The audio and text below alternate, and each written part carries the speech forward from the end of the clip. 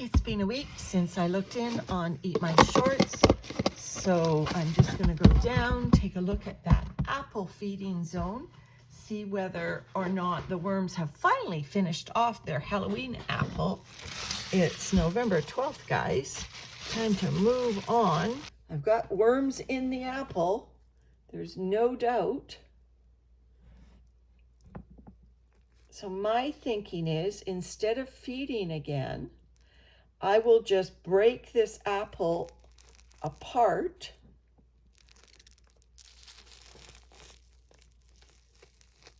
and let the worms have at a more significant portion of this apple.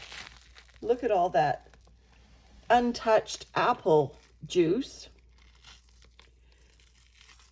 Let me just do that. So now it's time to just look in. This is the apple zone, so I'll start over here.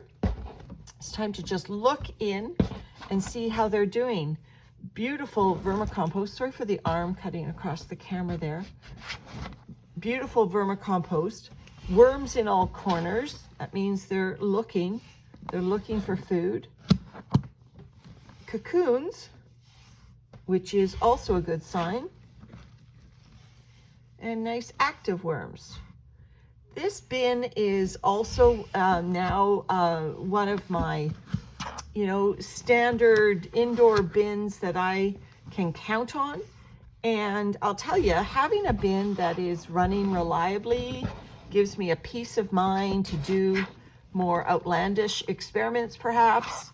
Have bins outdoors, both in the summer heat as well as the winter chills. It's given me the confidence to be able to do that because I know the worms in this bin are just doing just fine, and they'll be here. They'll be here if I need some extra worms or some extra bedding. This bin started as a bedding bin, and I did give it shorts material. As you can see, the shreds of the shorts material are still hanging around. But, for the most part, this bin has just been ticking along and being a reservoir for worms. And so that's something, if you only have one worm bin, what are you doing to safeguard against something happening accidentally, having an overfeeding, having a little bit of the, protein poisoning, or, like I did in the sister bin, Peekaboo, that was running next to it. I had a jailbreak, and that was because, although I run these bins as open totes, accidentally the lid that I always just prop open on the top got snapped shut, and when it got snapped shut, all sorts of things started to go wrong in the bin, and a couple thousand worms tried to escape. Luckily, we caught it in time. But, so if you only have one worm bin, what is your insurance against something going wrong? And having a second worm bin is one way to do it, especially if that second worm bin is a little different. Maybe you've got, two different types of bedding, like I did with the leaf mold only bedding, and then this runs on more conventional cardboard bedding for the most part. There's some newspaper in here, things like that. It's got Eat My Shorts, of course, but that isn't going to hurt the worms. I doubt you could put fabric that would hurt worms in a bin. But, so having an insurance bin isn't a bad idea. And this one, because it is so large, is bigger than Cinderella by quite a margin, probably 4 times as large, which means it's going to take more for this bin to go wrong. With just if I fed it and the food heated up, for instance, there's lots of space in this bin for the worms to find safe refuge.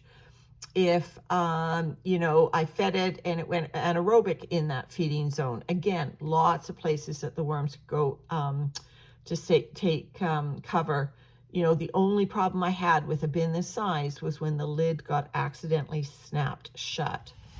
All right, so obviously, these bins, no trace of the Halloween apple. So I'm going to give them a very large feeding today.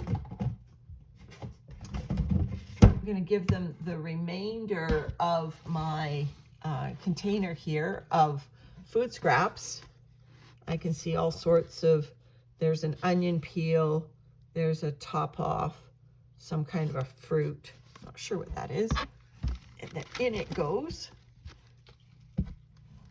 that might be the ground cherry that Jason and Colleen gave us. Anyway, so there's the nice food for these worms.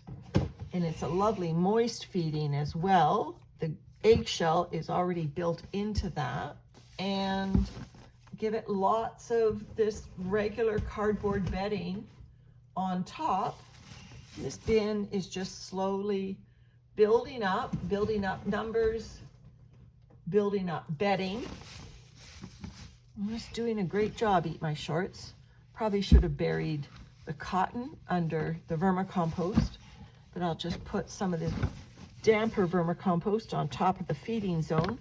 And that's Eat My Shorts for today. All right, everyone, thanks for coming along.